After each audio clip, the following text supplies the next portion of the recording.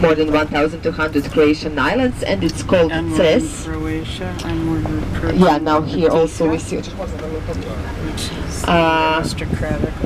And behind that, on the left side, there's another island, the Kirk Island. Maybe if you visit the same cruise again, maybe for the next time visiting, having a wine tasting at Kirk, also a nice excursion.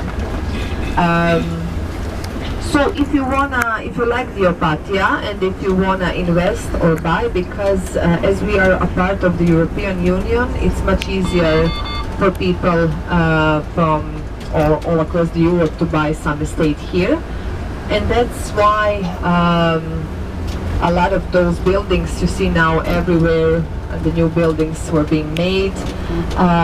Most of them are bought not by Croatian, not by locals, but by some foreigners that have a lot of more money, because our standard isn't really that good.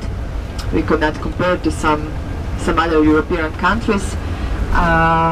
And if you want to, for example, buy something here, if you like it, you will see a lot of real estate agencies in the center of Opatija. So yeah, you could easily, I'm on excursion and I like it here, I'm gonna have this building here. There's gonna be 2 flats here. But I gotta warn you, this is the most expensive part of Croatia. The prices are from 5,000 euro per square meter up. So yeah, it's not something for the European standards, not something too much, but for Croatian standard it's really the top, what costs most.